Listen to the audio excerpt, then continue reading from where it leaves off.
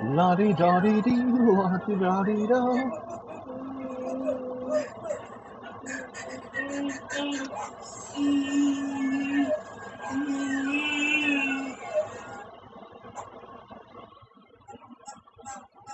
Hello, Jisky in Seattle. How is it going? We'll be doing the Horcs book. Let me know if you can hear me okay. If you can't hear me, if you love me, hate me, tell me off. That's okay. I can take it. Maybe I'm into it. You'll never know. But you'll always wonder.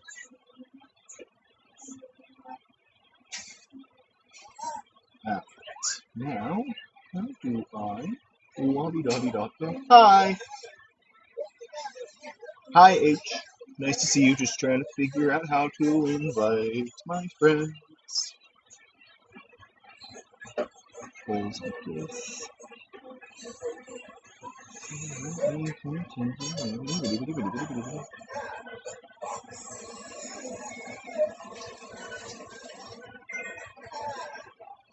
Well, thank you, Blade Winchester, as well.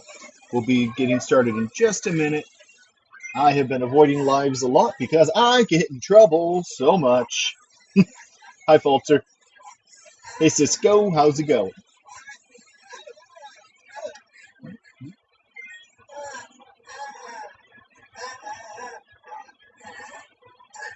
There we go. Okay, I think I've managed it. Yeah, what's up, Cisco?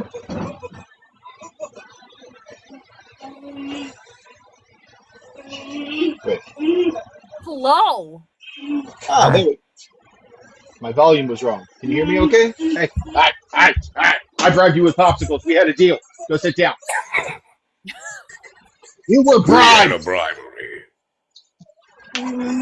You were told to stay away! You lied! There is a toy or TV, isn't there? There are no toys or TV enough when the children know that one of their parents is on a very, very important video call. I plan to mute myself once you guys start reading so that your audio quality will not be judged by my environment. Hey, it's fine. Look, I don't have the cool mic that connects to my phone like Moose does, so I just use my phone when I'm on live. Oh my God. Milk. I'll try to remember that for later there, Cisco. I'll tell you what happens. I do have like a year-old Coke in my car. Is the Coke okay? There's only one way to find out. There is a stark difference between Coke and Pepsi, and no, Coke is not okay. Listen, you're from the outer realms. We're on the East Coast. Because I love that. About what? Coke and peanuts. Coca-Cola. That I can do. Coca-Cola and peanuts don't go well with Pepsi. I'm going to go ahead and bow out of this project right here just for that right there. You are from the fucking South. Go do you have any peanuts. That's a thing down there. Back in the day.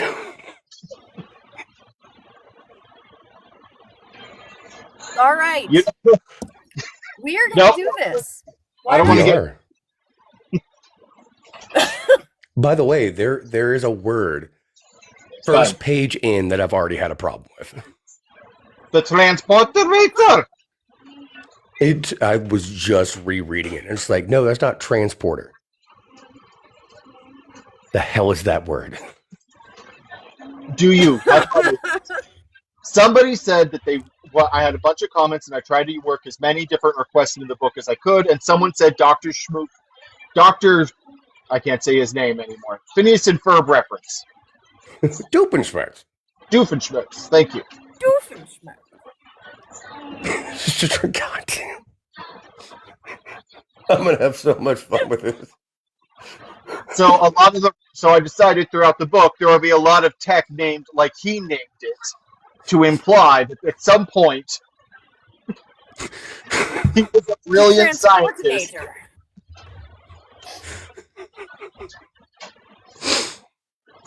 Everything is an innator. So to make it easy for you guys, by the way, I used read aloud when I was editing it. so I could like hear stuff that I might not see that would trip you up.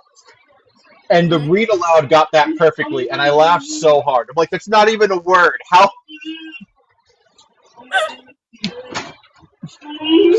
I was so offended because I'm like, oh, I was looking like that's gonna trip you up. Go ahead, pronounce that. I don't even know. And it just went whoop, and I was like, you. Now I know how to say it. Look, we're still now it's stuck in your head too. We're still gonna get tripped up because I have ADHD. Moose has ADHD, and there's also dyslexia and stutters and all kinds of things because that's how human voices function. Well, I had looked up how to make the book easier for audio, like when you're as a writer, and that was one of the things I saw was use the read aloud function and listen to it so you can hear where it might sound weird or be hard to say. Hey, buddy. Cha! How dare you request things of me and run away? All right, just so that I know that I'm on the same page, I am narrating this. Or are you narrating it, Cricket? Oh. No, you are narrating the whole section up until you get to Gene. Oh, Gene? Yes. Screw Gene. I take over at Gene. We'll just delete that portion right there. All you need is me. And at the very end, we'll say fourth shift or floater, Captain Floater, and then we just stare blankly at the screen for like a second. I'm going to put a couple pages because that one's just for fic. For people who want to fic. There'll be references to, oh yeah, did you hear Captain Floater had to deal with this? Like writing prompts. Oh, I lost that. That's interesting things to books that we get to figure out how to narrate. I know, like emojis. Look. That was so funny when I was doing it, and the idea that I would ever have a narrator staring at that, like, what the wasn't remotely. Well, don't give him your food. You did it! Don't point at me with your witchy finger. Yeah. No, I completely understand. I got a huge fucking kick out of it, and it took me like 4 or 5 days to get how I wanted to do it right. I heard most of that. I heard most of about all that. I regret nothing. I'm not sorry. It's still so funny to me. You should not regret anything. I think I got it okay. I think I did it okie dokie. I do as well. But once again, I was like, oh, I could actually make the reader a character by what would their reaction be? Well, how do I do that in such a way that it's open to some interpretation, but still... Freaking evil laughter from here on out. All right, so tell us a little bit about this to start off with, Jack. So it started off with, I made a video laughing about if in the next time they reboot Star Trek, they don't have Captain Kirk and Spock lip locked with like penalty box level tonsil hockey, going further than any dentist has ever gone before in Spock's throat, kissing, that they had lost the spirit of Star Trek. And somehow that snowballed just very quickly. It became like this whole massive, oh my God, what's going on thing. Okay. And then I was looking at it and I was like, you know what? Instead of writing the full book all at once, I will give them a sample and then we're now here. Like, oh, if I have you guys read it off, then they can all go, oh, this is something that I'm frothing at the mouth to hear the rest of, or it's not. Okay. Plus, it's Christmas, and I thought it would be a nice gift. There was definitely not a 60-day period where I was just incredibly sad and lost my writing ability and turned into a potato. That didn't happen. Of course not. Testify. Mine lasted 5 months in 2023. We're fine. Denial. It's only a problem if you can't weaponize it. It's fine. Hey there, baby girl. It was a 5-month. At least yours was only 60 days, Jack. That's the minimum time you have. All right. So, Moose, you are going to be up first with the Tim paradox. Gotta love that. The current mission. Now, to tell our watchers, we're doing a cold read. So just so you are aware, we have read through this visually before, but neither Moose nor I have actually done this out loud yet. This may be a little bit of experimentation with some voices. This may just be a flat cold read. We may highlight some things for Jack to go back and go, you need a comma there, because he was there for my my possible meltdown when I had about commas in his book. This is very casual. You won't get that from me. I just won't stop. Ooh, baby, go on. I can't breathe.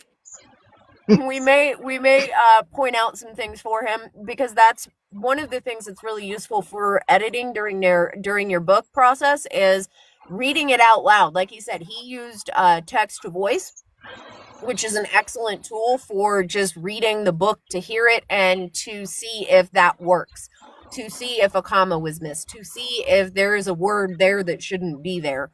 So that's also something that is going to be helpful for him. So let's see what happens. Yeah, because I just got this at 3:45 in the morning. Mm-hmm. So most of this is going to be the first time I'm actually reading this. So it's going to be amazing. The authenticity of it. Uh-huh.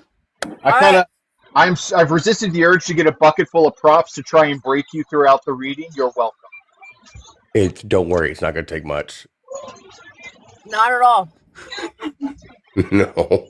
So we are going to do cold read. Moose is going first with his section of Chapter 1, Third Shift Closing Time. Current mission, the Tim Paradox. I will be picking up with the Mothman Gene. All right. Chapter 1, Third Shift Closing Time. Current mission, the Tim Paradox. 1999-12-31-11:59-mil4:37. Buddy's voice filled the pleasantly silent room as he spoke. Well, Captain, it looks like you finally got that silent night. No sooner than he closed his mouth than the private comm perked to life, whispering, Comms, Ferg, please report to the reclamation bay for problematic defrost. Buddy kept his eyes forward, his lips thinning as he used knowledge of human body language to tell Ferg he did nothing wrong. Buddy may not believe in human superstition, but superstition did not seem to care so long as a human heard it. Ferg let it go, arguing that superstition would only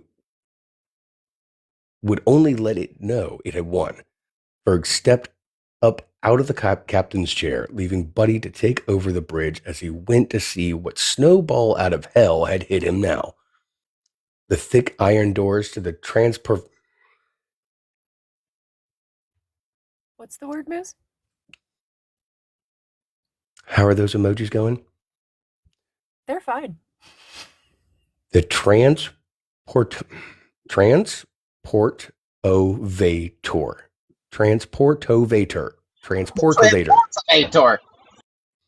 A transportovator. There you go. Whirlpool Newton laws as it lurched against the ship's core. At 25-cent smirk, lifting the corner of his mouth at the memory of how boring he thought this job would be. 1,000 times more effective, high pay, prestige, and no assassins popping out from under beds and toilets. I'm on my way. Ferg winced at the glancing memory of the toilet assassination. It had been a horrible way to die, but forsaken ducks, where had he even gotten the idea to stab a sword up through a toilet? The transportator whirled to a stop as someone else activated their pass. The doors hardly opened a crack before Ferg's heart and legs kicked into high gear. Fucker! Ferg shouted as he leapt into the air, grasping the emergency life support box and hauling himself up. It was not a person waiting to get on. It was Stabby. Stabby, the godforsaken cleaning bot that some maniac had started strapping knives. Breathing exercises. Had started strapping knives to hundreds of years ago and would outlive the sun, cockroaches, and the heat death of the universe. The hundreds of metals and dozens of knives strapped to it in such a way to make it resemble a human face with large googly eyes. Its revving engines loud enough to drown out Ferg's shocked cry. The doors opened just wide enough for Stabby to fit through. Some, when, where, why, and how had given the thing a taste for the blood of captains. Stabby shot into the small box, missing Ferg onto the ceiling in his blind dash before turning to screech its parts at Ferg for climbing out of reach. Ferg stuck his tongue out at it. The doors began to close, so he swung his legs out, hitting the ground hard with a roll and sprinting out of a tumble. Stabby ground his gears in frustration as Ferg made his escape. Note to self: Stabby has access to private comms. Ferg muttered as he lightly jogged to the reclamation bay. I'm going to take a breath over there.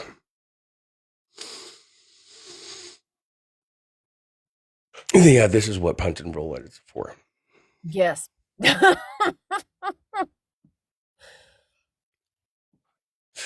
He stopped to check his captain's blade as he stopped to check his captain's blade was still at his side, letting out a grunt of relief as he found it right where it belonged. That damned bot had gotten it one time, and getting it back before the thing ate it had cost him an especially painful trip to the medbay. Sporks watched him go by with knowing smiles on their face. Ferg gave them half smiles and half get-fucked grins in return. The fact that they were rooting for the bot wasn't worth arguing. It had already gotten Jean and Taraya. Taraya had just given it her blade out of respect. Ferg wasn't losing that knife as long as he lived. Ferg came to a stop to awkwardly stare at two sporks with what appeared to be a dead body being held up between them. Ferg held off on the first urge to open fire as they stared at him, lower jaws slacked open. Killers didn't stare at you like dumbasses when they were caught toting a corpse. So, what happened? Ferg asked the duo. Captain? It isn't what it looks like. Idiot number one shouted in a panic. He dropped the head of the corpse on the ground with a thunk. The corpse grunted, grabbing his head with both hands as he dropped the act. Dude, you're not supposed to stop playing dead. You're supposed to play dead. Stop moving. Idiot number two shouted as he dropped the legs. It wasn't supposed to drop me. Idiot number three fired back from the floor. The distinct sounds of children's music and metal treads on the floor alerted Ferg that Stabby had escaped the transportator. Ferg was more than sure that these three would slow Stabby down better than anything else he had tried, as he stepped on the fake dead guy to continue running. The dead guy grunted in pain as Ferg took a mental snapshot of their names and various badges for later. Note to self: crew is now helping Stabby catch me, for fuck's sake. The rest of the impromptu cardio session was peaceful as Ferg waited for the door to the reclamation bay to flash freeze. The metal only able to open when the barest fraction of measurement in difference between hot and cold gave way. The temperature flux beeped as the door opened smoothly. Tyson stood half watching Sarah of the Cherub crew metrically going over the defrost procedure with the slightest need to reference the checklist on the tablet she held. The escape pod had been through the ringer in multiple orbits by the look of the pockmarks. It's all starting to run together. I am sorry.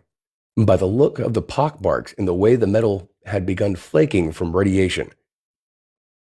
The symbol on the hull still bright, but only somewhat familiar.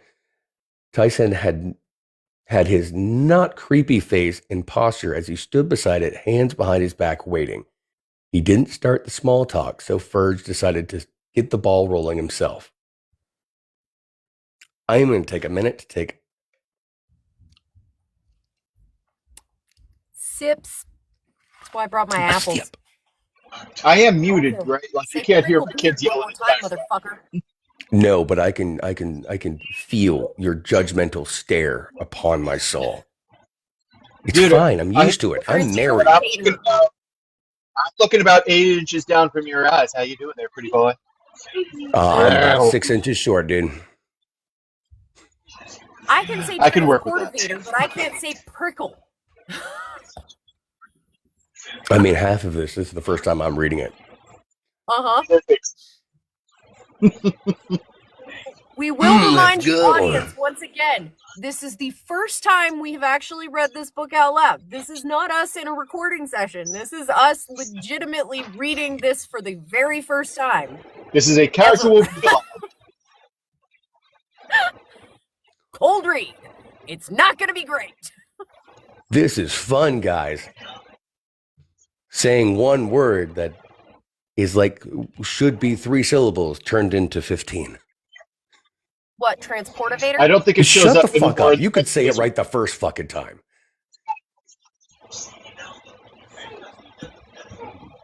Anyways, back to the story. Let's go. Immersion back in.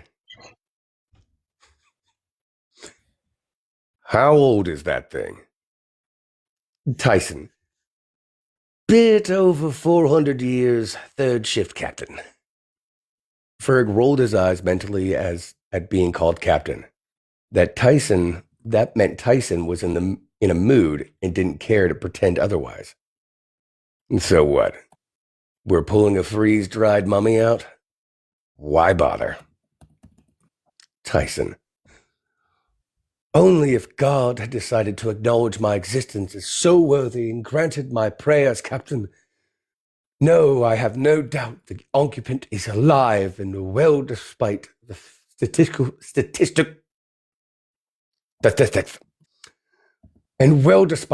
statistical improbability. This generation were cockroaches in a wide sense of the word. Only he was one of my original crew, and I am helpless to avoid rescue attempts. That explained the mood. Then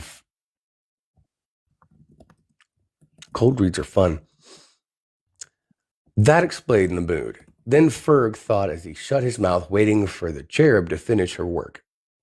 A series of clicks and clanks, followed by the clear hoses running different colored fluids back and forth, sent her in a happy little stim as she fluttered her hands and scrunched her neck down into her shoulders gleefully. We're going to talk about that sentence later. When it stopped, she turned her wide, innocent eyes to Tyson, who flashed her his very best smile. Tyson had never and would never be in a foul enough mood to show the cherub crew anything but his very best smile. Satisfied she had done her job and done it well, she walked away, humming lightly to herself. Very faintly, Ferg heard yelling from inside the pod as Tyson made a hand wave. A dozen robotic arms descending from the ceiling, each with a different tool, got to work opening the pod's ruined doors. just had to visualize that. I'm sorry. Don't we normally open them first? Ferg asked as the muffled yelling turned into muffled screaming. Tyson, I had to be extra safe to ensure the occupant was not damaged before the return from absolute zero. Tyson smiled wickedly without making eye contact as Ferg figured out his job of the day. The arms lifted the cut-away section smoothly as the screaming went back to yelling gibberish as the translator caught up. Inside, a young man, hardly a teenager, uncurled himself from the fetal position in a near white smooth dress thing. As he sat up, fear turned to anger at the sight of Tyson. Hey, you fucking clanker, how dare you do that to me? Tyson, I wondered which of the hard R's you would choose. Captain, if you would. The young man must have been a few neurons or ice fragments in his brain blocking out his common decency. Ferg smacked him upside the back of the head, lightly, for medical reasons, of course. Hey, you goddamn clinker, you can't do that to me. Do you have any idea who I am, who my parents are? Or, I think I got those two, and we'll fix it in post. Tyson, dead. Your parents' pods were located some 200 years ago. They have long since passed from natural causes. Also, Captain, once more, please. Ferg smacked the little shit back upside the head. Fucking clankers. You can't do this to me, he screeched, his voice breaking as he did. Tyson, you are half right. I am an AI-driven machine and strictly forbidden from hurting you. The third ship captain is a human, though, and as captain of this ship is fully within his rights to use corporal punishment as he sees fit. Captain, if you would. Ferg smacked the little shit upside the back of his head. Then I order your dumb clanker ass to have him stripped of his rank and evicted from this ship. He covered the back of his head with both his hands, glaring at Ferg in his moment of victory.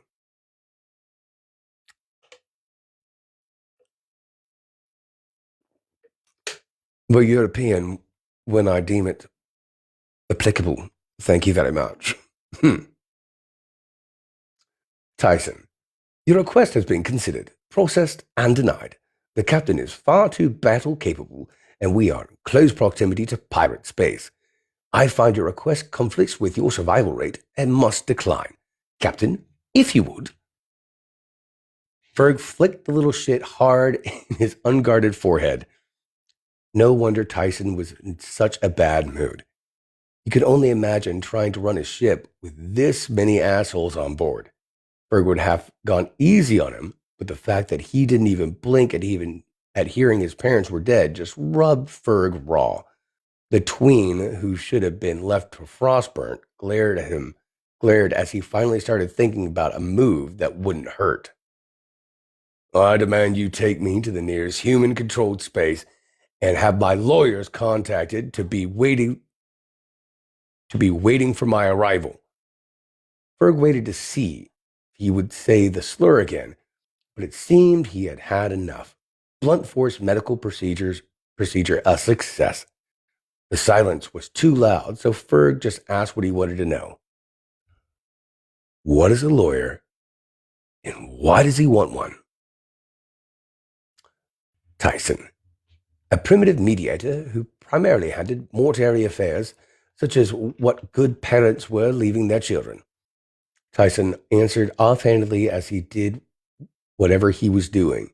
After a moment of thought, Tyson spoke up again. I have reached out to 3,000 mediators. None of them are willing nor interested in you, as you lack any form of payment. But my inheritance, the stocks, bonds, the businesses in my name. Gone. Whatever potential claims you had were destroyed by the merge. Your present net worth is the clothes on your back. If you sell them, Your monetary value will increase drastically, but I cannot recommend that, as replacing them would financially ruin you. Captain, if you would. Ferg raised his hand, but the kid cowered back, trying to protect everything with his arms, his eyes wide with shock. Ferg gave Tyson a firm look, and Tyson had hardly enough time to roll his eyes before the kid shouted in panic, I didn't call you a clanker this time. No, you did not. That one was to prove a point you had better grasp quickly. This is my ship, and the captains are my captains. Now, while I am forbidding from harming you directly, that means nothing in my ability to end your life creatively. If you threaten or abuse my crew or your paltry ability to command me. The next time you try and force me to obey your command, I will find a way to make you regret it for the last several painful seconds of your life. Or what? Or you could have a week in private quarters to learn and adapt to your new life prospects. This is how long until we reach the nearest human-controlled port. I will see you are given a non-insubstantial amount of funds to begin a new life as well as fresh clothing. You can walk off my ship and out of existence altogether to figure it out for yourself.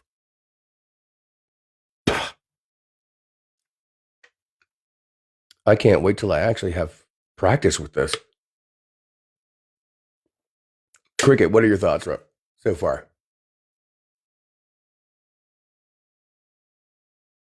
It helps if I'm not muted. That's my first thought. I think it's pretty good. It'll flow a lot better once you've had a chance to get your hands on it, for sure. I'm wondering if Tyson, Jack could probably answer this. Is Tyson going to be a constant character throughout the book, or is he just in Ferg's version? He's going to be a constant character throughout the book. He is the ship's guy, so he's actually all over the place all the time. The ship is him. He is the ship. What? He is the ship. The ship's AI. The ship is basically his body. Okay. He can make that show? He has robots. Okay. What is that show? Oh my gosh. Farscape? Farscape was a one, but I don't remember them having a hologram. It wasn't an AI, but it was a living thing. Connections that aren't connections, but now I kind of get it. I'm wondering if we adjust his voice a little bit once production starts to get going, because that's going to be something that you and I are going to have to be consistent between the two of us on. Got you. Tyson started off as a formal teacher AI, just like a little device that sat on a desk. And then he has now evolved into this mega ship that could, it's Death Star size, shaped like a spork. That's why they refer to themselves as sporks. Because from one angle of the ship, it has a big bottom where the thrusters are, and then the long central part. And they're like, oh, it looks like a spork. Tyson hates it. Okay, you did say spork. I just wanted to... The word was spork. Okay.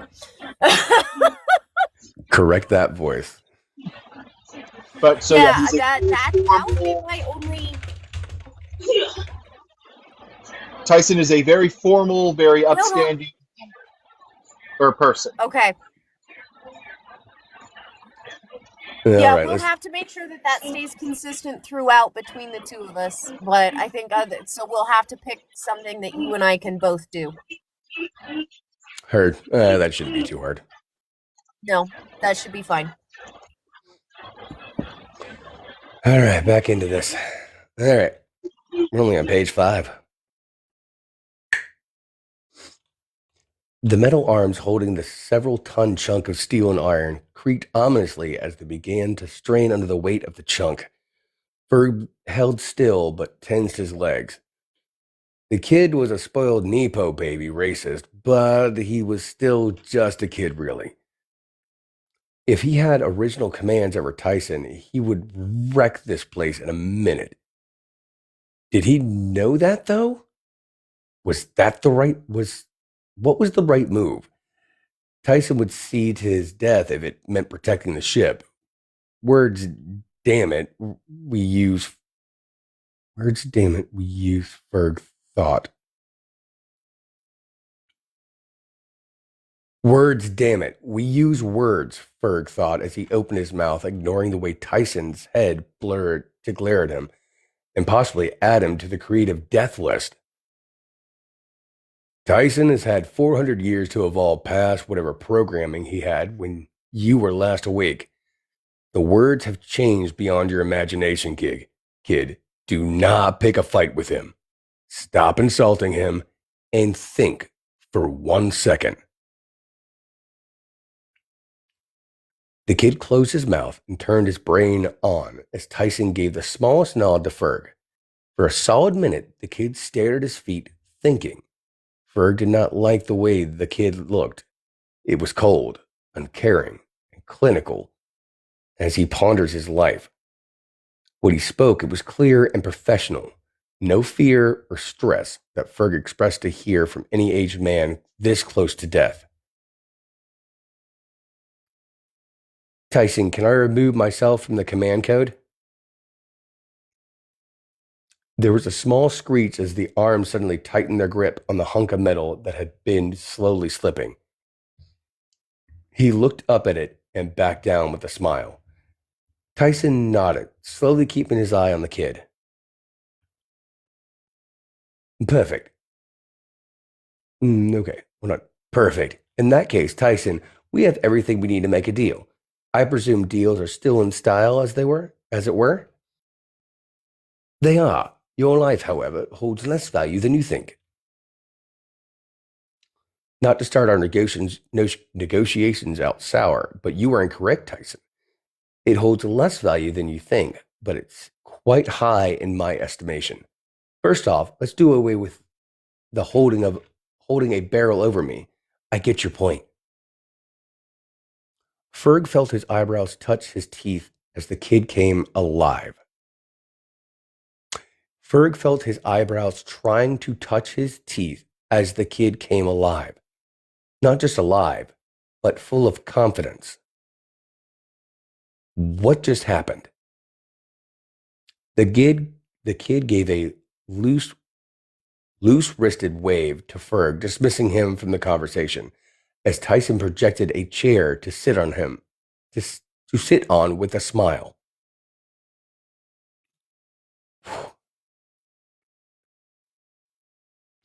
I am certainly willing to hear you out. At the very least, tell me what you have in mind.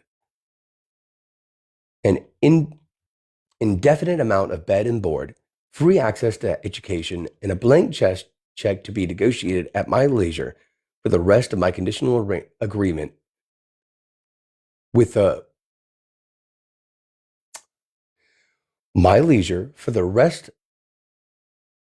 with a conditional agreement that if you do not uphold your end of the deal, my commands are returned to me. Kid, are you really negotiating for your literal life? No, we are bartering for the consequences of my death. When I last knew him, he could not threaten my life, so I have no reason to believe that he can't take it as well. If he could take it without consequence to himself, we wouldn't be talking, as I would have never woken up in the first place.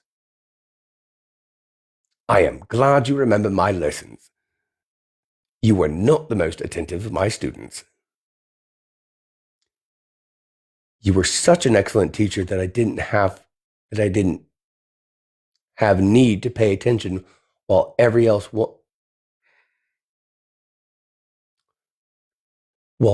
else caught up Tyson. This lesson was one of my favorite ones. Those you threaten, you want a deal, not your life. Very good, Henry. I was worried you would fail the pop quiz for a moment there. A test. Tyson had pulled him down here to be a big, scary dog on a leash.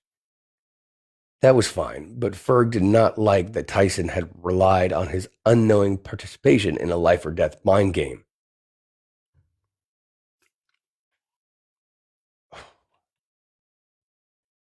Yes, and while Tyson cannot kill me, you can.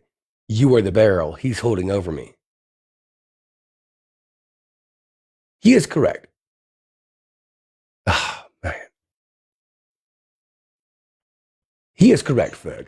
Now let the grown-ups talk. As for your remaining value, I will let you know when killing you is worth the trouble before it becomes an issue. Ferg, please take the young cadet with you and hand him off to Jean.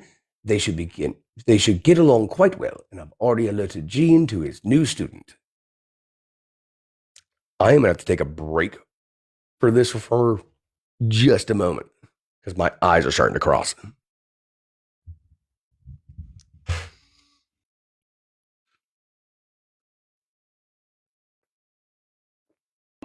Oh, if I could touch grass, but grass is just too far away. You don't have to use voice. No. You can just do it straight read if you like. No, like the actual lines are starting to cross. Like, Gotcha. so Moose like, was up very late last night.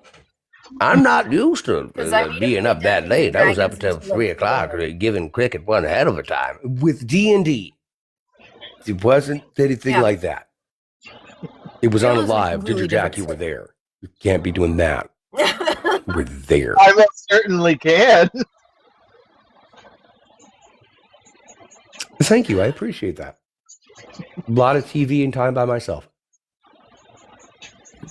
Not like that, though. All right. Oh, I hope my mic didn't pick that up.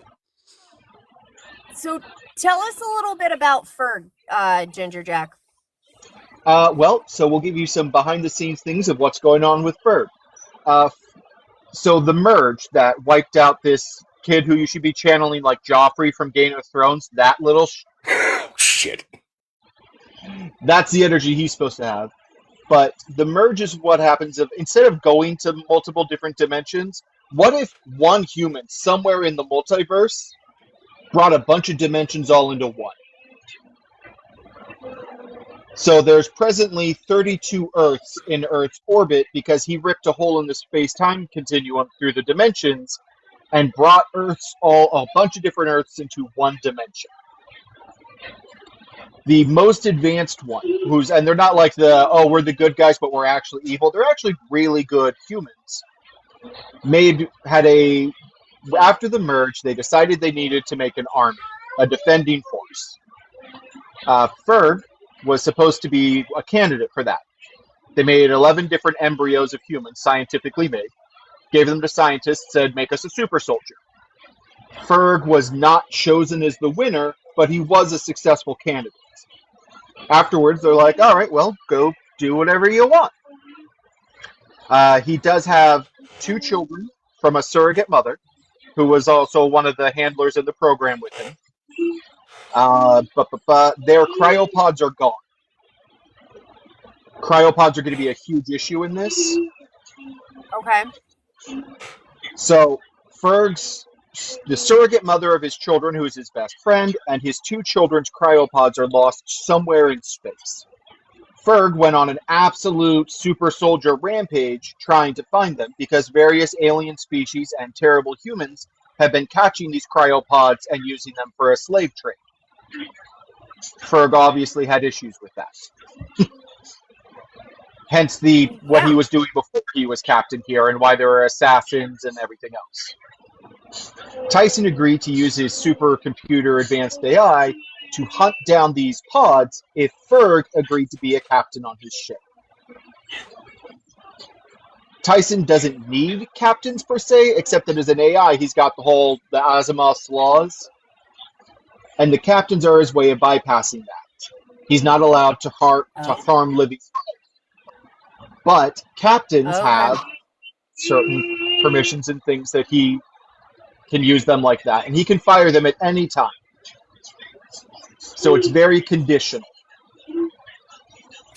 Okay. So they work. Tyson is in charge. Yes. Tyson Oh, is yeah. in charge. Okay.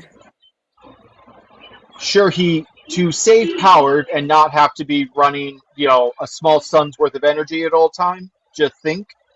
It also helps to have the captains to handle more mundane things like diplomatic relations, yeah, all kinds of things like that.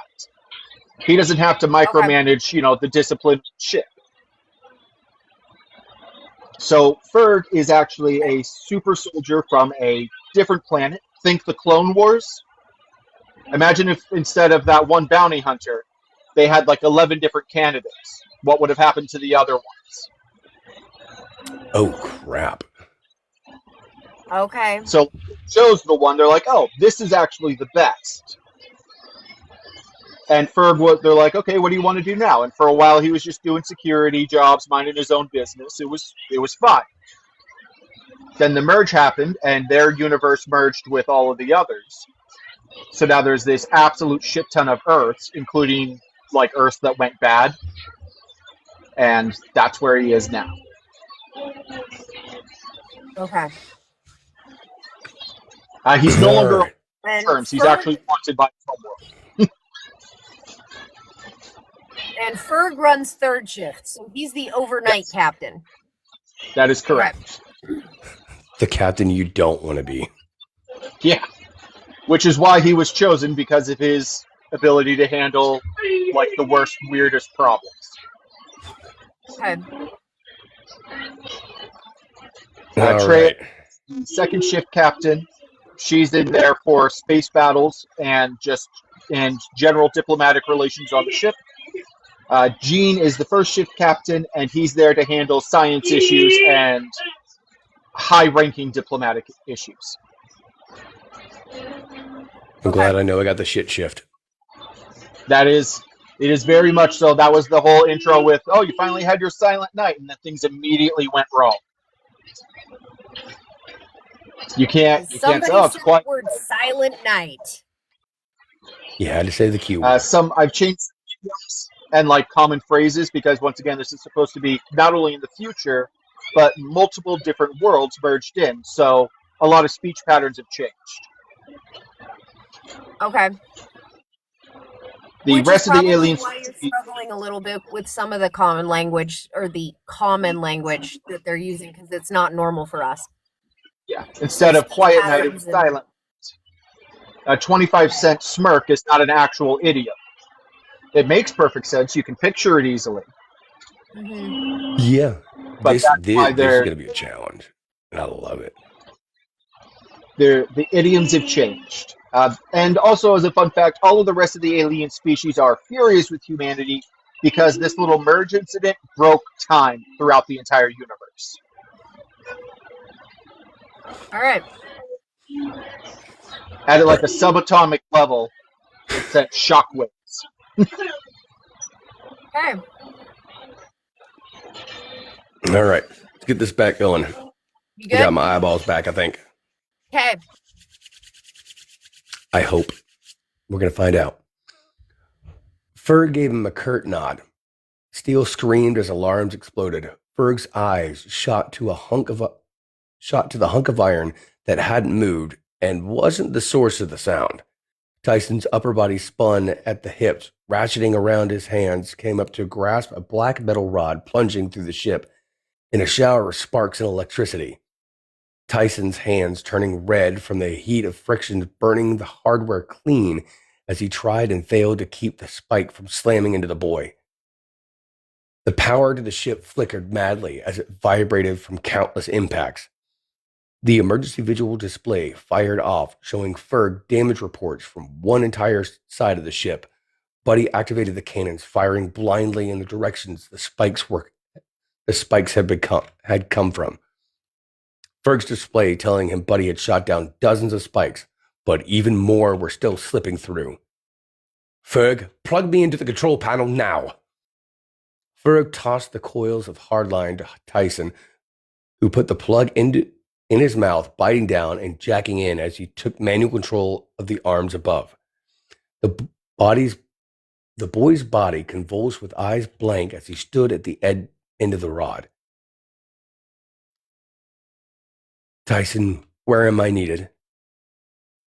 Tyson held up a finger as his processors went into overdrive, the lights and power dimming as the hunk of steel from the escape pod was thrown to the side, crashing loudly as the arms descended to help Tyson in saving the boy's life. Tyson's mouth stayed locked shut as he issued orders through the general comms. Emergency shift change. Taraya, we are under attack. Can take control of the bridge. Gene, hostile engineering life form on board. Find, analyze, and counter agent. Ferg and all combat-ready soldiers respond to the main hangar bay as a primary incursion are occurring there. Your orders are search and save, no last stands, fire, and fall back until further order. Sarah cowered her hands through small tears in her eyes as she made distressed noises, trying to figure out what to do. Ferg dashed forward, giving her one of his rare best smiles as he scooped her up and gently set her down in an empty escape pod and shutting the door. Tyson worked in a blur as a hammer and a chisel, using a hammer and chisel as scalpels and syringes to save the young man's life in perfect focus. Hallways and doorways blurred past as Tyson cleared the path for Ferg to move at top speeds through the hallway. Medics and warriors joined him as he moved. The spikes were everywhere as Ferg passed a medic screaming at the top of her lungs. Cricket, you want to say that one?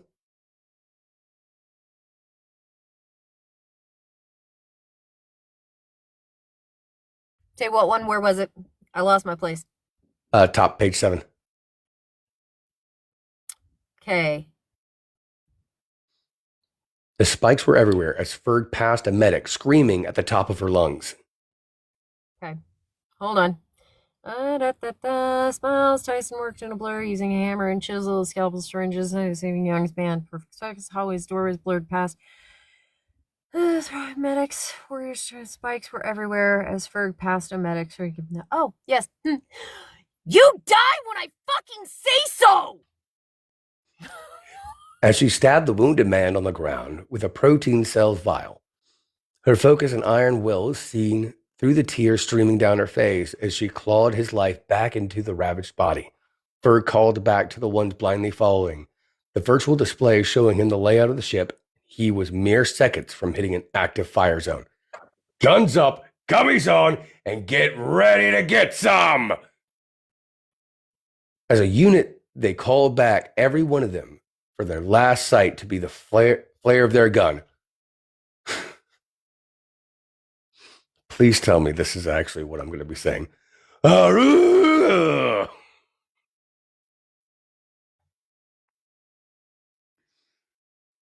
I mean, it's not Aruga.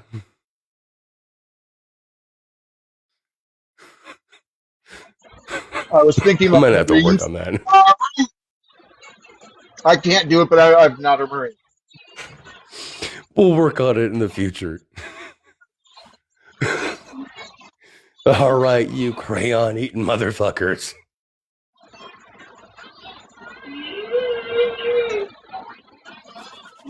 All right.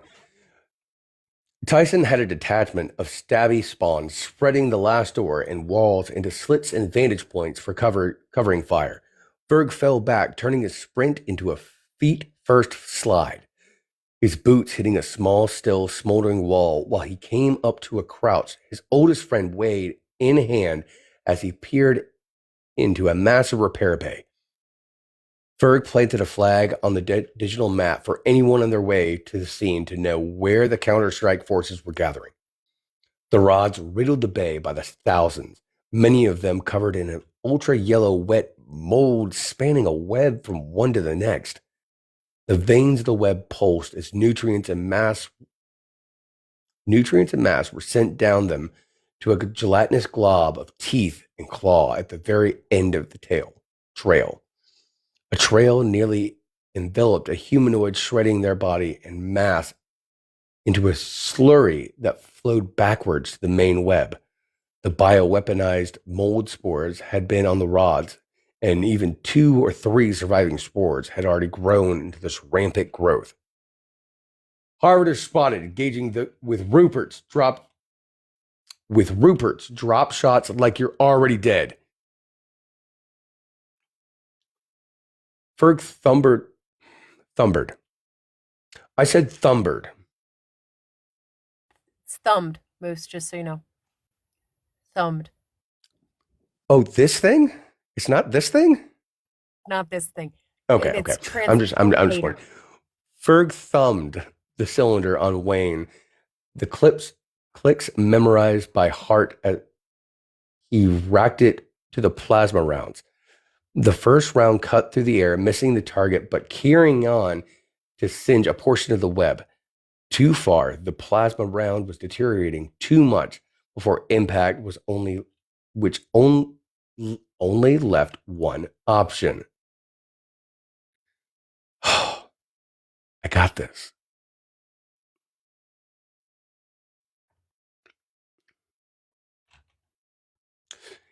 Anyone who got dumped or has something to prove on me, the rest of you keep this point secure. Belay that order. I am pulling seniority. Nope, that's not. Nope. Belay that order. I'm pulling seniority. Taraya's smooth voice called out as she came sailing forward. Her molten mineral body kept from damaging everything in 30 feet of her by the temp shield she had installed on her back. Her every almost human movement a fluid, shifting, graceful thing. Taraya, what are you doing? My children are in peril, Ferg. Promise me, if I do not survive, you will take over as their caregiver. Ferg, panic, screamed back at her retreating form. I will sell them to the circus, Taraya. I swear to God, to the fucking circus. Taraya didn't even flinch as he pulled out a cylinder with the constellation of Ursa on it and rammed it through her brittle outer shell where a human would have had a belly button. The flash wave of heat blurred Ferg's vision as the humidity in the air vanished. Taraya held on to her upper human form as the lower body slagged into a serpentine stream of white-hot matter. Taraya surged forward, her firearm humming out a blaze of laser into the harvester mold's central mass. After the second buzzing shot, it began smoking and blazing as she cleared a path of ooze and fire towards the largest web structures. Every step shredding red light as her temperature spiked higher and higher until she slagged. Tendril arms launching out to wrap around the central mass of harvester. Her gun went out with a whump as its core went critical, and Taraya pulled the weapon into her mass, adding to her heat. Harvesters turned, bringing their masses back down the trails to the central mass as they responded to the assault. The water in their mass crashed against Taraya in waves as they washed her away.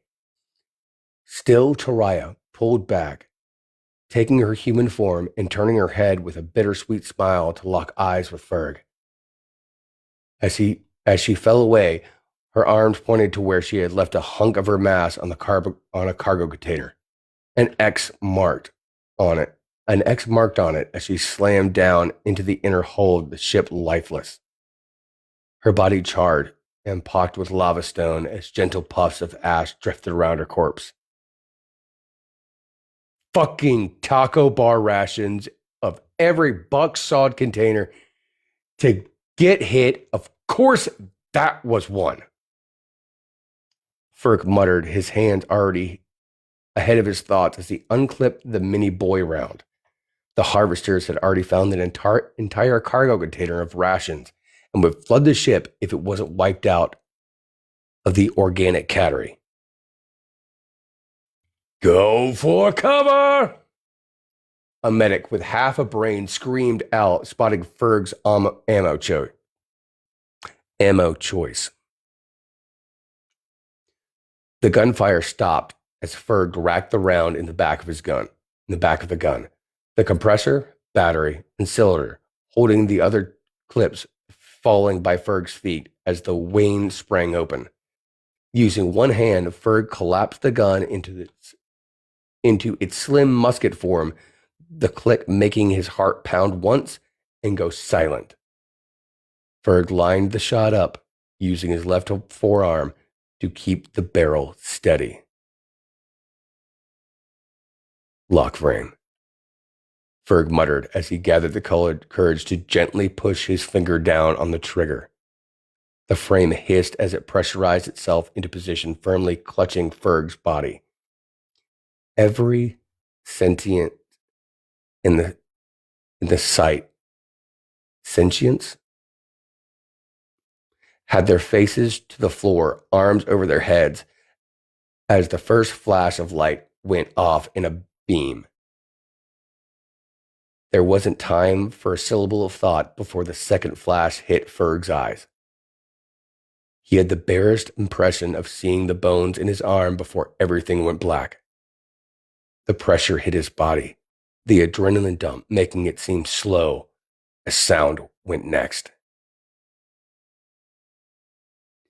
Keep your jaw locked and don't move. You just cooked yourself. Ferg repeated in his mind, keeping his jaw shut and locked as he tried to hold still. The flash of Arctic waters against his skin came next. The blowback from the nuclear rounds, hot enough to cook his nerves to the point they thought he was freezing. Ferg raced against the pain that would send his body into convulsions as he retreated into his mind. One perfect memory, his hand pushing a swing, and a chill fall air against his back as birds and children cried out on a playground. He focused on that. He made his mind recall every sensation as he distanced his mind from his body. The calm didn't need the eardrums. He had just blown out as Buddy hailed him. Captain, did you just nuke the docking bay? It was a tactical battle choice made as a first last resort. A harvest fungus had taken hold on a cargo container of taco bars. Did I kill anyone?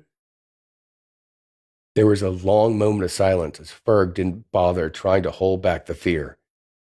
It wasn't like there was anything else for him to do until the medic finished swapping out his bones. If a harvester wasn't eating him, at least. The crew and passengers had some good sense to run for their lives before you arrived. So while there are a hill of inquiries piling up in your little stunt there are no casualties so far. Soldiers are working to clean up with the stabby spawn on a few remaining patches. But you made the right call, Captain. Good. Do me a favor and dump a large glass of ice water on Taraya for me. But otherwise, I'm taking a sick day. I think a medic just gave me some mercy juice. Things are going dark. Or I'm dying, in which case, please shoot Taraya once in my memory. Before Buddy could respond, Ferg felt the gravity doing something to his blood pressure and decided firmly it wasn't his fucking problem.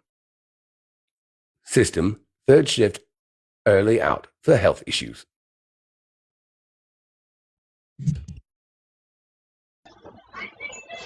So how did you feel about Ferg? I need to read this in about another 4 or 5 times, but this was fucking awesome. Well, thank you. It's like you said, it's the wording. The wording makes sense, but doesn't. And my mind wants to make the mental gymnastics to make it work. But I have no doubt that some of these idioms will be picked up. Yeah, this is just the first one, and yeah, the 25 cents. You can see that being picked up quick. Oh yeah, I'm probably going to start using that in daily life. Going on Uber, it's like, oh yeah, you got a 25-cent smirk on there. The fuck you mean?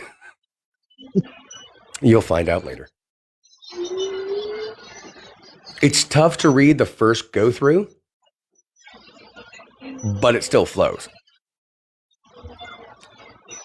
But yeah, no, Ferg is going to be dealing with a lot of survivor's guilt and PTSD from that. Doesn't help that he's also not super proud of himself for going. Oh, I gotta put a puzzle piece apparently. There we go. He went on a several-year-long raging rampage trying to find his best friend and children. Oh, A lot of I can't wait for that. yeah, that's where he actually met Buddy. The videos I've made about Ferg and Buddy are all before he joins Tyson's ship. Well, I need to do my research then. Yeah, I have a whole Horcs playlist.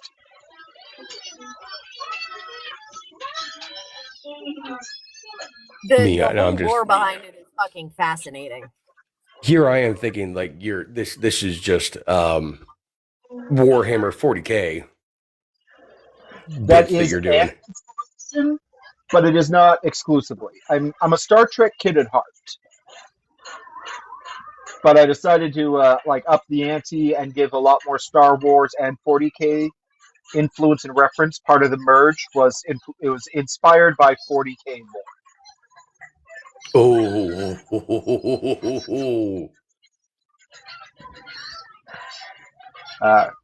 Ferg is from Earth Prime.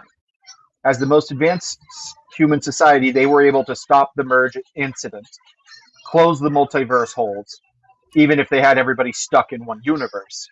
But they didn't just save all of humanity.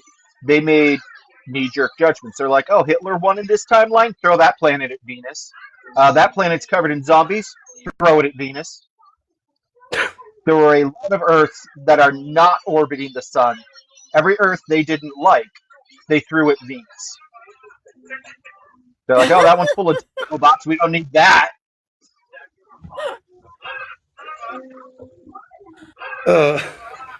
Gosh. So only Earth that were somewhat decent.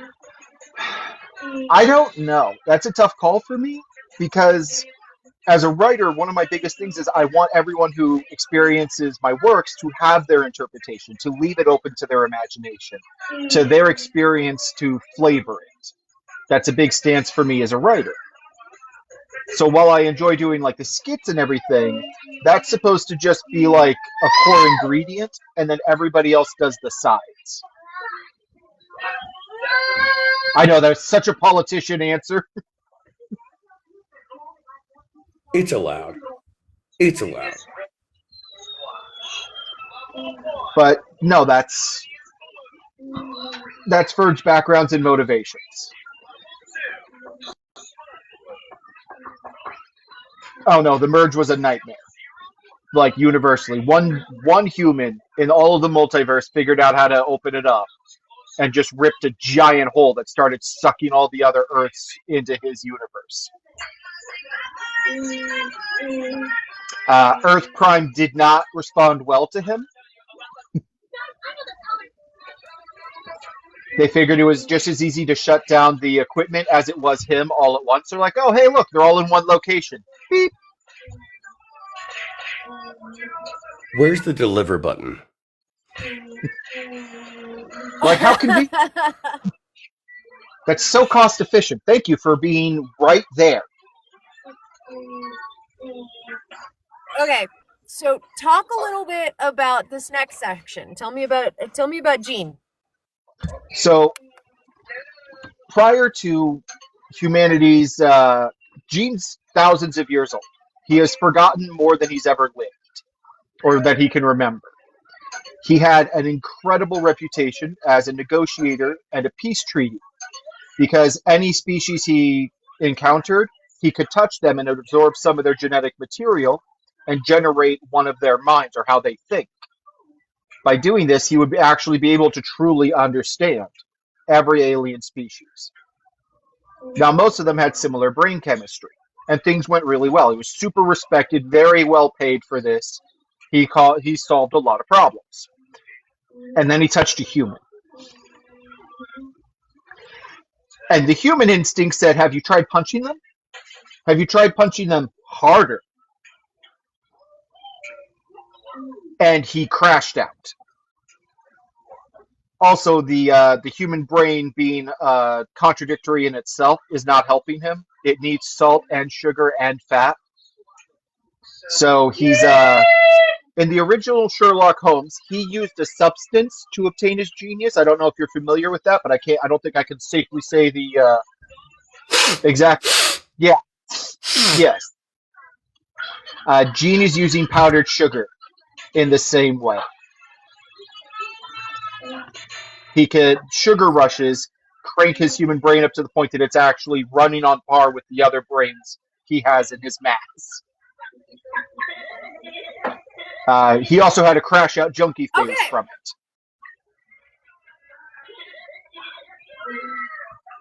So yeah. Gene is a crashed out recovering addict.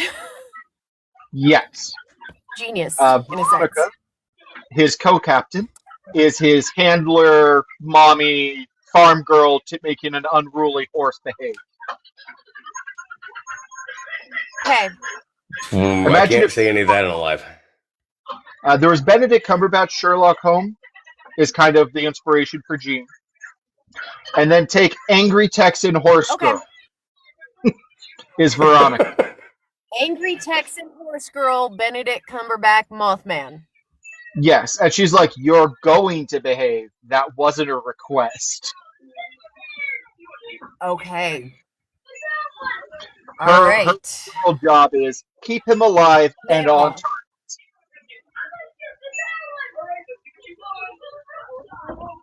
Okay.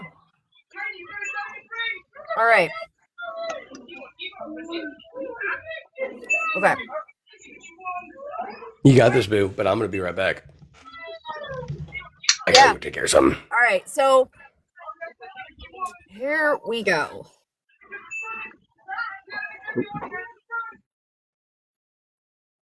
First shift Captain Gene. Nope, first shift Captain Gene.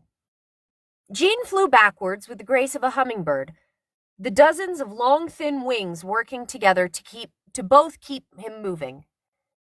As long as he moved slowly, he could use them to make the audible speech patterns that humans preferred. Veronica jogged lightly to keep him moving just out of her reach. I am 1,878 years old at least, Veronica. There is no need to nettle me. I took my degree in engineering and veterinary medicine at the University of London. I will be as nettly as I need to be as per I prescribed you your needs. I'm gonna prescribe my foot up your thorax if you don't find the need to move faster, Gene. Even flying backwards, Gene took the turn to enter the baker's wing of the ship, where the most unstable, questionable, and unhinged experiments took place under the storage shielding. Doors lined the hall, filled with all the rooms where students paused to watch the two go by. After 230, Gene spun to open the door to his private lab, Veronica hot on his heels. 3 soldiers stood outside the door waiting, holding a long, heavy black rod. One of them rubbing the back of his head angrily, glaring at the other 2 as Veronica waved for them to go first. The one with a lump on the back of his head turned too far wide and made the one in the middle walk into the door frame face first. Even as he let go to clutch at his bleeding nose, the rod's weight shifted out of the other 2 hands, dropping... Wait. Try that again.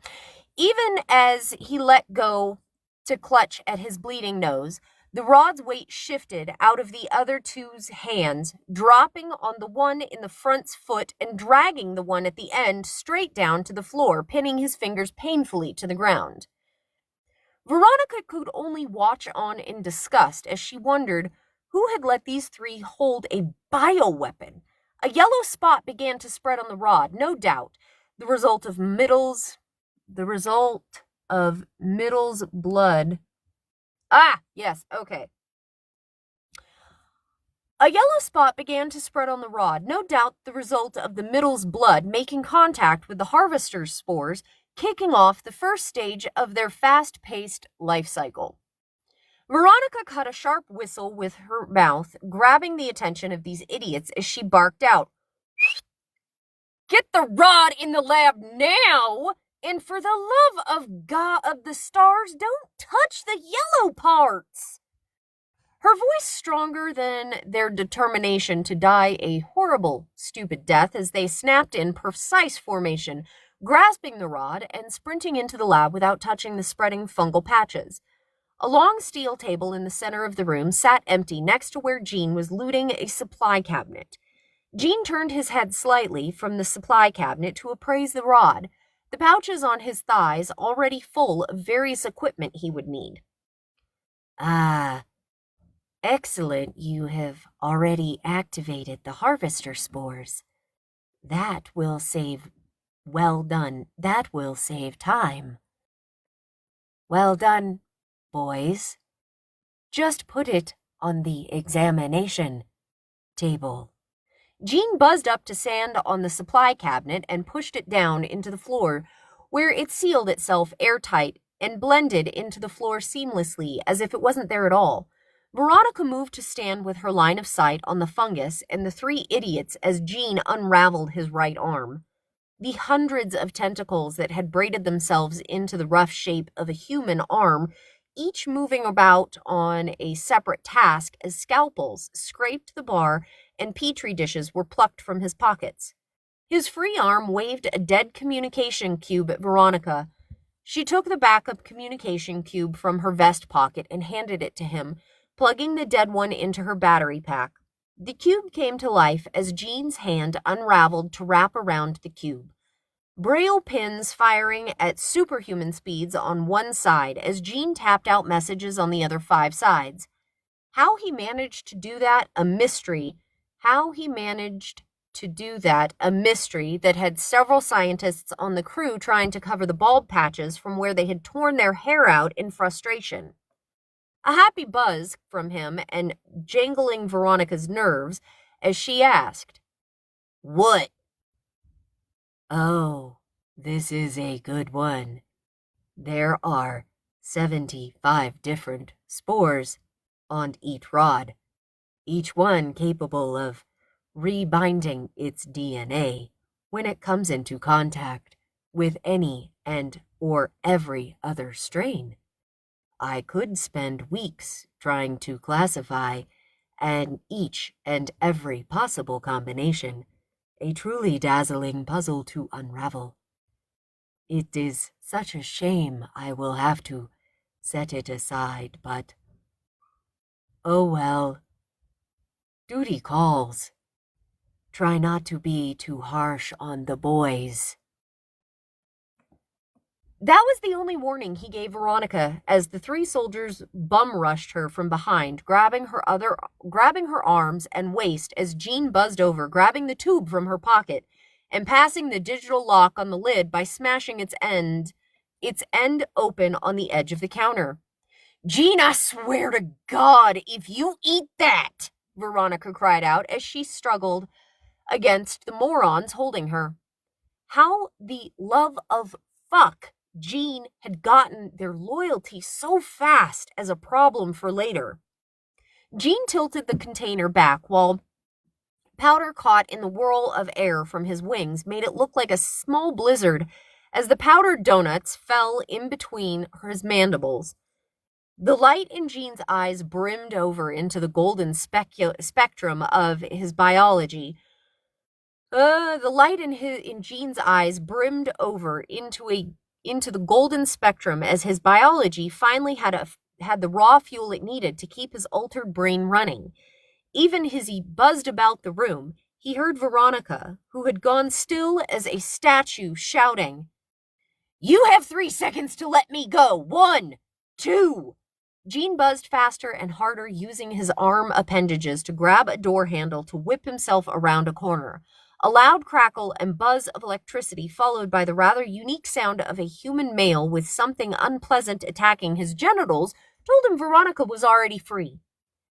"Go faster," he scolded himself as he pushed the sugar perfection into his bloodstream for all it was worth, Ahead of him, as expected, a crew of medics were sprinting forward with a partially living charred husk of a combat pilot on a gurney, several of his ribs showing through what was left of her gummy bear and spacesuit. Wait, what? Several of her ribs showing through what was left of her gummy bear and spacesuit. Okay. The musket that had fired the mini boy round all but welded into her left hand. Jean spun the gurney sideways, rambling bullshit as he worked over her body. Hold on, I don't know what this fucking word is. Give me a second. 100% make them up. He's making them up. Jean spun the gurney.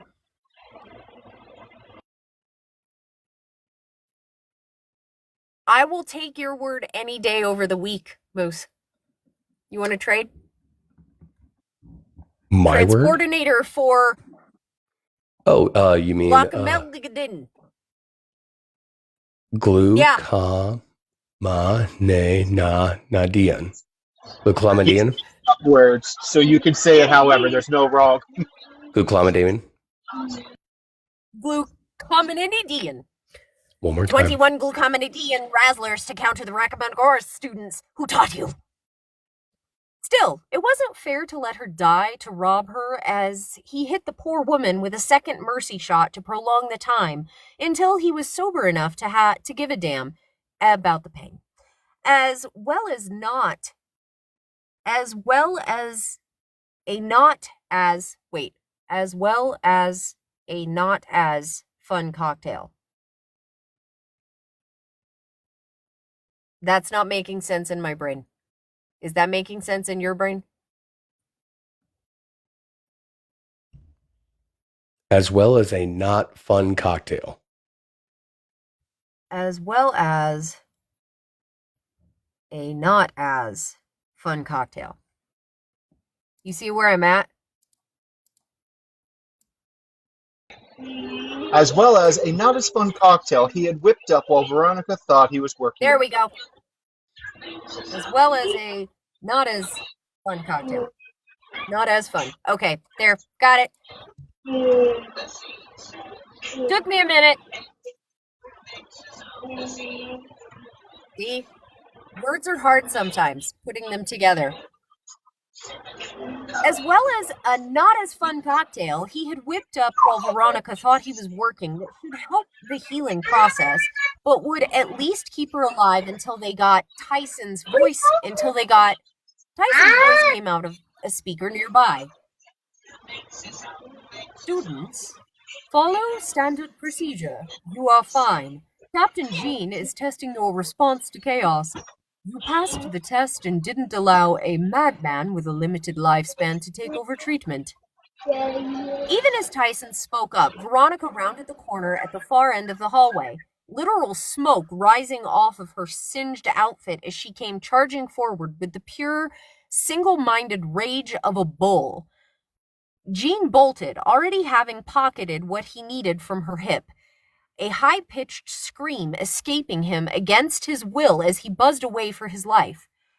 At least Tyson would wait to see what he was up to before deciding on how he was going to punish him for messing with his students, but it would have taken entirely too long to talk to them into handing over what he needed. The thought that it might already be too late had crossed Jean's mind as he turned part of his mind into bribes and begging tactics to get out of this without Tyson cutting his fund again or Veronica feeding him his thorax again. His human brain was still screaming its guts out to move faster, get to the hangar bay before it was too late. That lump of salt and fatty oil may have ruined his life, but the human pattern recognition that fed their instincts, even if they couldn't articulate it, had saved his life more often than not. Veronica came to a dead stop, letting the students go by as she hugged the wall, her murderous eyes never leaving Jean's thorax. She wasn't yelling that this was the worst. She wasn't yelling, and that was the worst sign possible. However, at least one of Jean's organs had a proper fight-or-flight response, and that thought, it dumped a little fun energy-rich cocktail of hormones into his brain pan as he kicked his buzzing up into an even higher level. It was probably just his imagination, but he could feel the vibrations of Veronica's armored legs pounding after him. By a miracle of goodwill and trust, the doorways began opening just ahead of Jean as Tyson gave him a helping hand. Jean shot past Tyra as he flew upwards into the chaos of the docking bay. Everything he had poured into his processing portions as he turned in a circle in the air. Yet again, he was grateful he was physically incapable of tears as he analyzed the massive room. The dead bodies he could name would speak about their upcoming funerals breaking the human heart he didn't have. Process, process, process, process, he chanted in his mind, drowning out the way each crumbled body mattered, not just to him, but to the ones they loved. The dead didn't see the light die in the eyes of the ones they loved most, but Jean would. Matherin's dead empty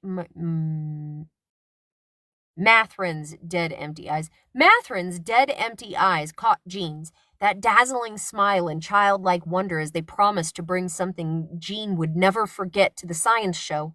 Jean dipped in the air, the cruel, uncaring universe denying him a voice to scream to the heavens with tears. No, try that again. Jean dipped in the air, the cruel, uncaring universe denying him a voice to scream to the heavens with, tears to shed oceans of sorrow out of his soul. No, this would be his and his alone for all his time here forward. The needle peeked out of the hay as one of the things Jean could do in grief came into sight. Among the dead, among the fighting, among all of the chaos, one man walked calmly towards an escape pod that didn't even belong in the docking bay. His line of sight was clear from tears to misguide him. There was no scream of rage to give away his location. Jean slammed into the back of a man in a full-bodied gummy suit, casually walking towards the escape pod.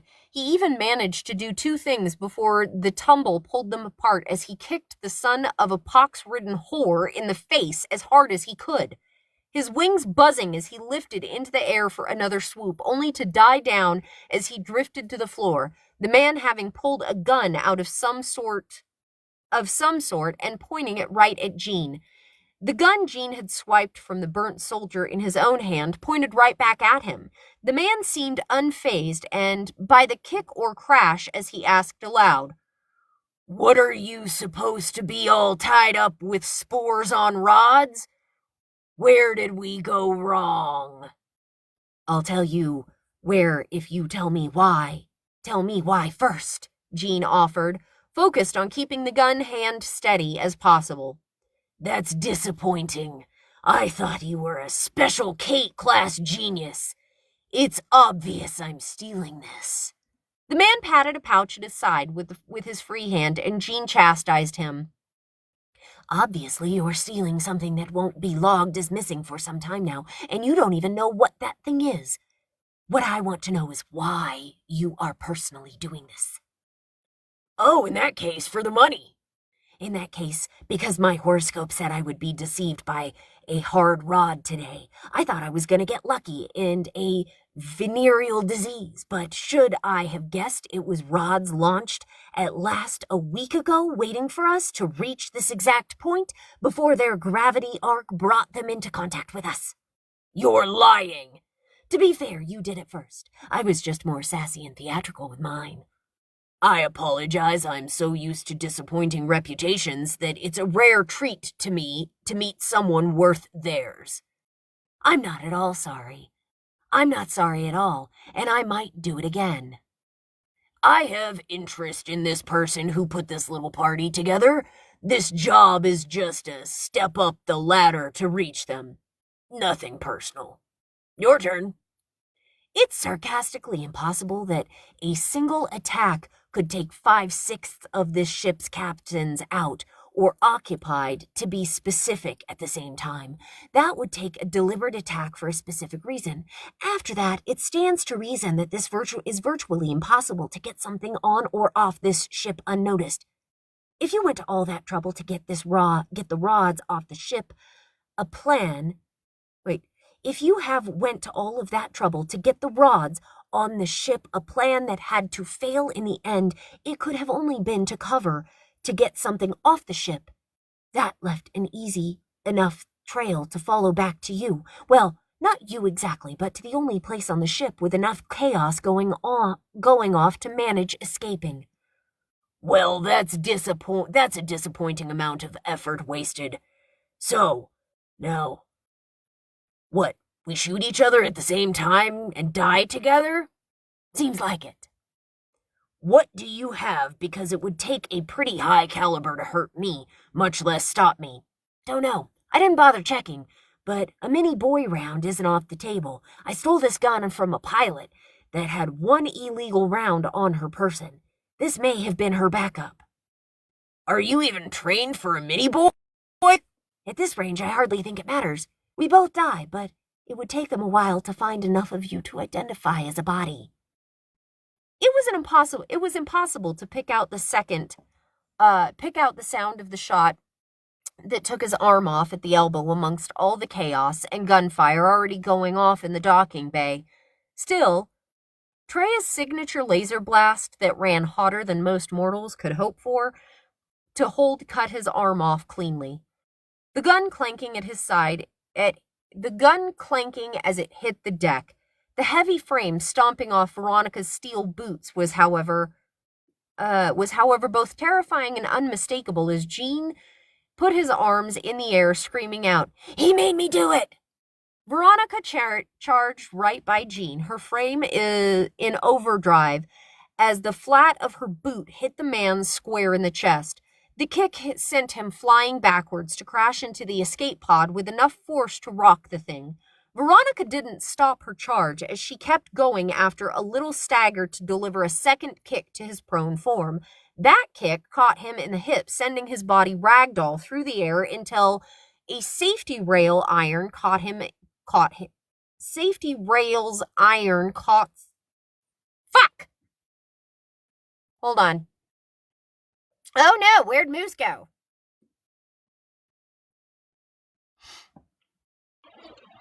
He ran away. That I believe kick he's caught him in the hip, sending him. That kick caught him in the hip, sending his body ragdoll through the air until a safety rail's iron arms caught him. Jean tossed the gun down and turned to give a grateful wave to Treya down below. She was already back on task of burning out the harvester fungus, but a slight nod of her head let Jean know she saw him. Jean didn't have time between noticing the iron safety rail had bent and the intruder's counter to warn Veronica as she went in for a third kick, and the man's body twisted with a whirring of damaged gears as he caught Veronica's foot and hurled her over the rails to the chaos down below. Jean barely had time to rummage a pocket before the intruder was standing inches from him, his body jittering as whatever tech he had struggled to operate after taking Veronica's ass-kicking. Jean flicked his wrist without moving the rest of his body, bringing the empty petri dish up even as the man spoke. "I'm going to kill you now." Jean held the empty petri dish where the man could see it, and what was left of the harvester fungus still inside. "Do that and we both die. It's an odd way to begin our relationship, but MAD has done wonders in the past." His chin lowered as he regarded the stump of his arm and the harvester fungus Jean had splashed on the end of it taking hold. The man punched Jean in the chest, sending him a couple feet back as he raised his good arm, his hand in the impression of a gun, one finger pointed at Jean. An exactly perfect moment, he bent at the waist, Treya's laser firing again and taking the rest of his stump arm off at the shoulder. The harvester's fungus cut or burnt away as he sacrificed the rest of his arm. Jean hurled himself at the gun he had dropped, getting it pointed in the general direction of the man, just as he got 1 foot inside the escape pod. He looked Jean up and down and just laughed. His laugh was odd, too sharp and short for the feeling of human joy as he shouted back to Jean, "Fool me once, better luck next time. At the very least, you could give me a name, or I'm taking the shot anyway. You can call me Guffin. Goodbye, Jean." He closed the door as Jean lowered the gun, the thrusters on the escape pod whooshing to life as it shot off its dock. The docking bay doors, normally too strong to pierce, had been shedded by those rods carrying the harvester fungus. He shot right through them as the metal,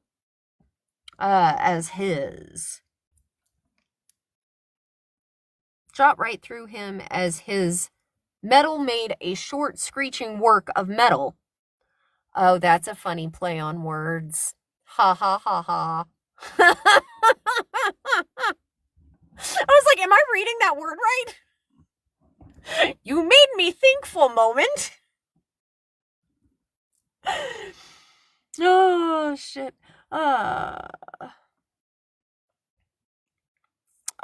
Let's start there. He shot right through them as his metal made short screeching work of the metal. Jean flopped to his side, holding his chest and bringing his antenna down over his eyes just as Veronica came climbing over the rail. Through the blood covering her face and painting her hair to the side of her head, her furious eyes found Jean helpless and injured on the ground. Jean tried to figure out exactly what part of him she was looking at, but couldn't place it before he flinched at the sound of her teeth grinding. "He made me do it. Jean, give me that gun before you end up shooting me. And how in the Sam fucking hell did you get a gun anyway?" "Found it on the ground." "You know they can be tracked back to the owner, right? If you're lying to me, Jean." Jean threw the gun as hard as he could in the direction of the escape pod, hoping it would be sucked into space or just lost in the chaos. Veronica watched it sail away with calm eyes before turning back to look at Jean and asking, "How can you be so smart and stupid and too stupid to survive at the same time?" "Because it's not my job to keep me alive. It's your job, and if you're very good at it. Do you need medical attention, by the way?" "I'll think about it. Now, mind telling me what this is all about?" "Not sure. Too many possibilities, but someone went to a lot of trouble to steal something off of the ship, and that man got away with it, so they won this round." "You mean the ghost drive he had that I smashed?" Jean often wished he could blink to convey a question, but lacking that, he just faced Veronica, waiting for her to explain. "When I kicked him the first time, he turned his body to protect the pouch at his hip. When I kicked him the second time, I aimed for it on purpose and smashed it. The ghost drive has an alarm on it that goes off in case it's damaged or failing. I heard it go off when I kicked him the second time." "Can you tell if it's a copy or an original?" "Not unless I got a hold of it. Why?" "Well, we have gone over what, when, where, and why, but now I have no idea who." Veronica did that human hunting thing where they moved forward so slowly it didn't register on Jean's senses, and before he had a chance to run for it, she had him by the antenna. Jean's body reflexively curled into a ball as she turned him to face her. The sheet of fresh blood on her face now drew a pitiful sound. The sheet of fresh blood on her face drew a pitiful sound out of Jean as she smiled in the least friendly way at him. "You have paperwork that's been backlogged for weeks. Why don't we put the rest of your sugar rush to good use and get some work done?" Jean begged and pleaded, all senses of dignity gone as Veronica hauled him to the paperwork hell that kept the ship running. System-wide announcement. First ship captain Jean removed from duty for psychological reasons. Shit, that's 2 captains down. It's 2 shift captains down.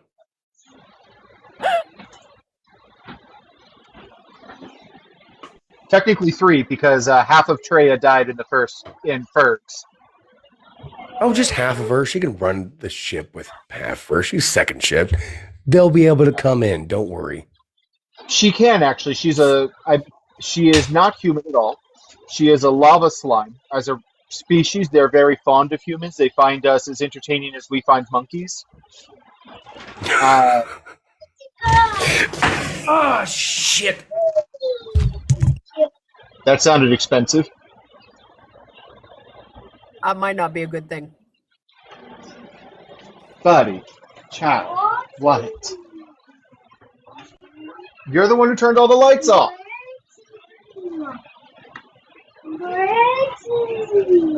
You all right, Moose? I don't know. He can't hear us right now because he doesn't have his headphones on. Oh my God, fine, dude, but it's not charged.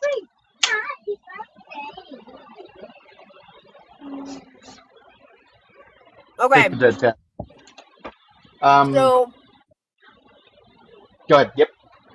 how are your what are your thoughts about how I did the shift from before the sugar rush to after the sugar rush? I Yeah, I didn't just realize had my you. beverage spill over me. Oh, okay. Well, at least it wasn't on your computer. Like you're washable. Well, my computer's right here. Ew. That is though a great Is it still that enough? Gene would have a different voice after he gets his sugar rush. Okay. Hey, Bree. So you're thinking about using like Moose or something after he gets his sugar rush? He does. He gets a big boost. It's once again it's a play on Sherlock Holmes addiction. So Yeah. he goes buzz buzz buzz because he's buzzing. Ah ah ah ah ah. But, So funny. yeah, Mothman buzzing. I'm genius. Treya is a lava slime, and they reproduce by splitting. And each half of them is an identical clone. It has all the memories and everything.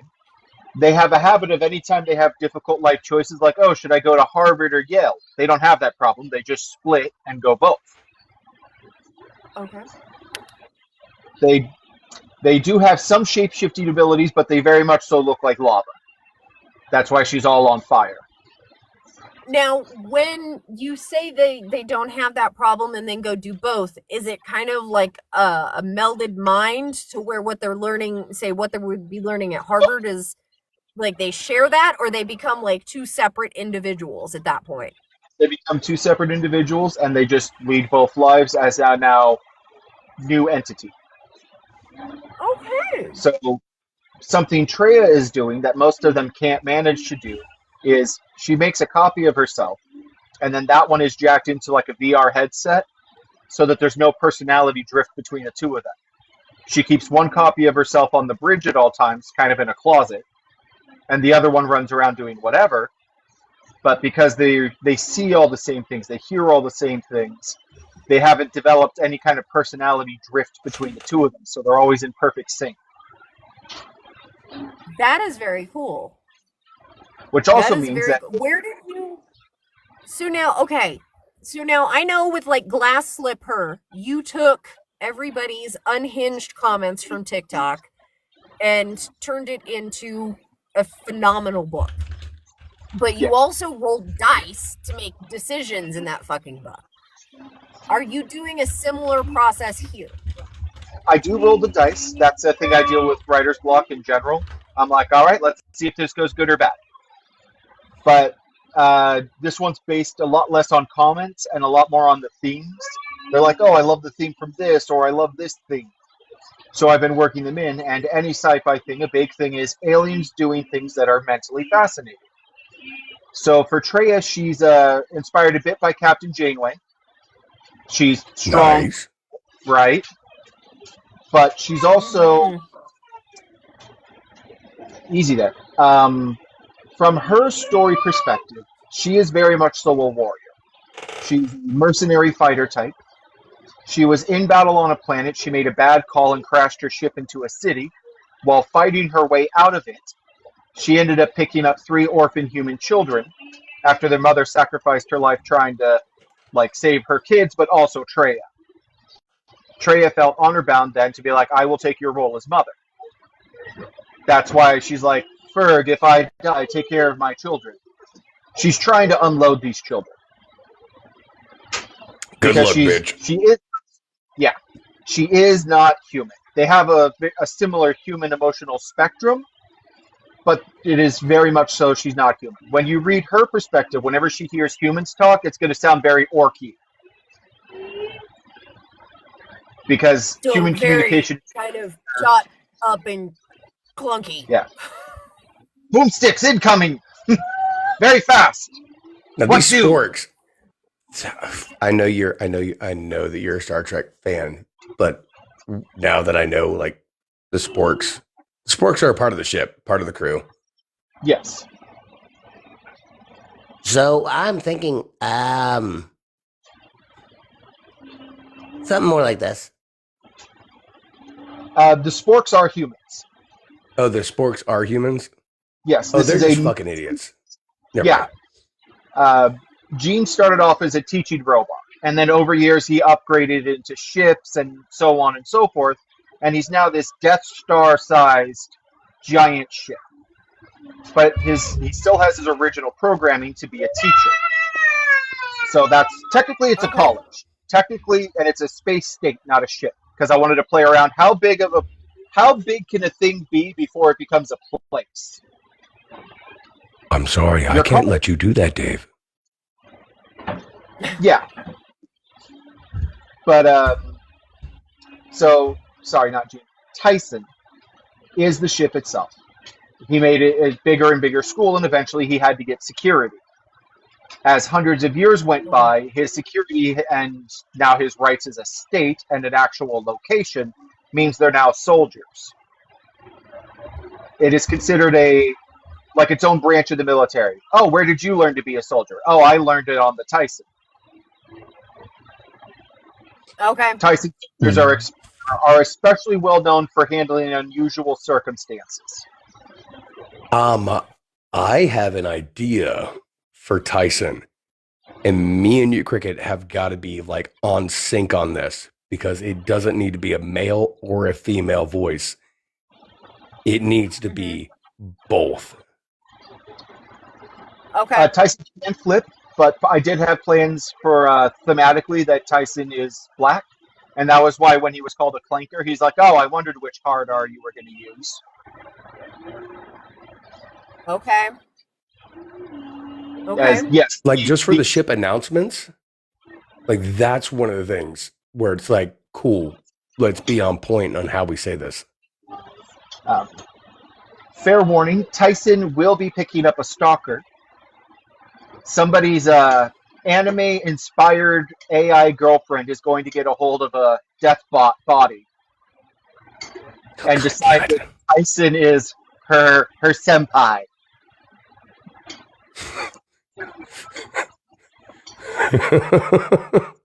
I'm And going to Tyson's have the like least trying- amount of fun with this. Tyson's going to be like, Ferg, what will it cost for you to take this thing out? Ferg's like, no, absolutely not. Actually, I think you're doing just fine, boss. I've seen enough got anime. this. No, I don't want to have anything to do with an AI that was trained on all of the anime. Hey, listen, when she says Bankai, I just fucking run, dude. She's like, God. Ferg's like, I'm out. I don't know if you can or can't. Listen, I I don't know Kamehame, and I know what's coming next. I mean, you might as well just bend over and take it, senpai. So yeah, Tyson, you figure out your love problem. That is, she's not a threat. She's just in love with you. Okay. But that will be a comedy thing that's got Tyson, like, pulling his own wires out. But no, technically Tyson is a college, and he gets the tuition money from students.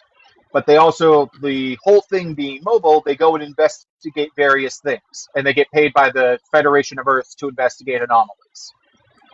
They may not intervene depending on, like, the circumstance. But they work as a scout ship for various anomalies and problems. And that's where the Tim paradox is going to come in. Okay. Somebody tried to mess with space-time again and started spitting out like an infinite number of copies of himself. and has now made a planet of basically his dead clone copy bodies. Oh, that's terrifying. All right. So yeah, no, that's that. A man named Tim doing forbidden research has caused a problem. So, Moose, from experience working with Ginger Jack, I can tell you, we have to read the book all the way through, start to finish, probably twice. I found that out the hard way with the glass slipper. I probably should have read it twice before I started recording. And 2, ask as many questions as possible, because Ginger Jack, you do an amazing job of world building and intricacies and all of the little bits and pieces and the little things that hide behind others. And they go But it missed sometimes. Yeah, that one sentence can end up mattering a lot. Yeah, Jack and I's behind the scene communication for the glass slipper was almost daily when I was working, because I would ask him questions. He'd ask me if I picked up on this, and then I'd be like, shit, no, I didn't. And then I'd have to go back and fucking re-record it, because I was like, that has to be more than just what it was. So it's a lot of questions. This one is not going to have time loops. It's not going to have the chaos of Glass Slipper. None of the. I don't plan on doing the idioms, yes, but the wordplay puns, not so much. Okay. So this one should be a much more straightforward, plot-driven, following a classic archetype, where you're like, okay. I'm gonna send you over. I know you don't like working in Google a whole lot, so I'm gonna send you an outline of a spreadsheet that I would like you to try and do for us. All right. You can do it in whatever form you want, but it really helps, particularly when we have 2 narrators. It really helps us kind of key in on specific characters, their attitudes, their personalities. With Glass Slipper, I know it was kind of chaos. Just go for it. Do you, boo. But with this, I feel like, particularly with some of the characters, they have such rich and built backgrounds that I want to make sure that we are getting it right. And we're staying consistent with it. Yeah. Oh my God. Because both of us are going to be doing both voices. The research I've had to do on this book already is driving me up the wall. I spent hours designing the mini boy round. I was like, what's the most ridiculous thing that a human could put in a firearm? Like, the most human are space orcs.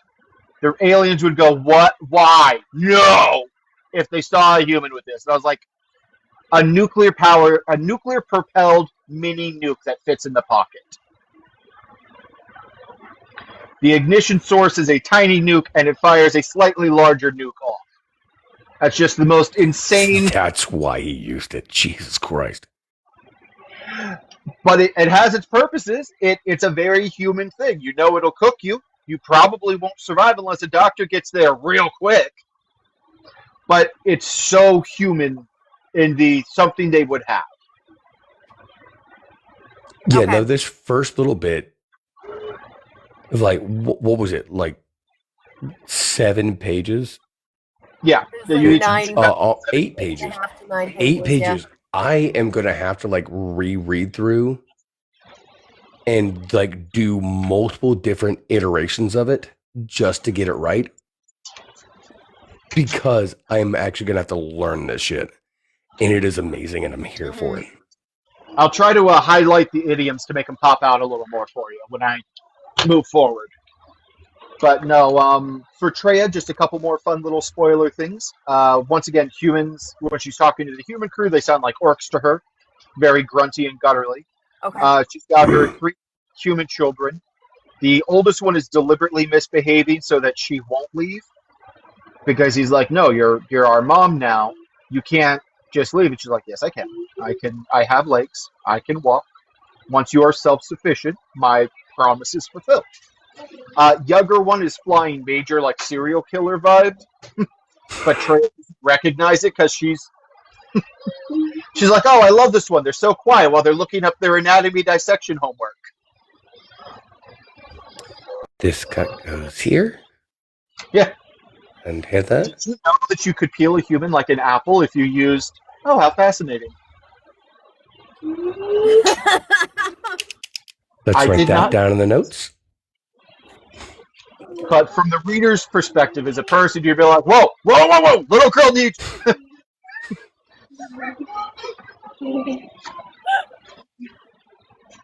And Treya's like, oh, that's sweet. Oh, that's so nice. Look, she's doing her homework. Yeah.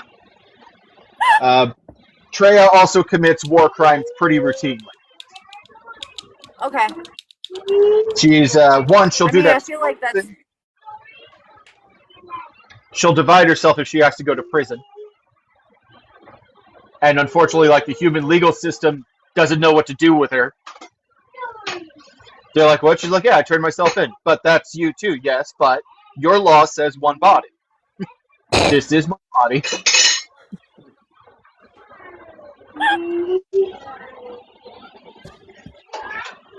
It's still dead, All right. dude, but...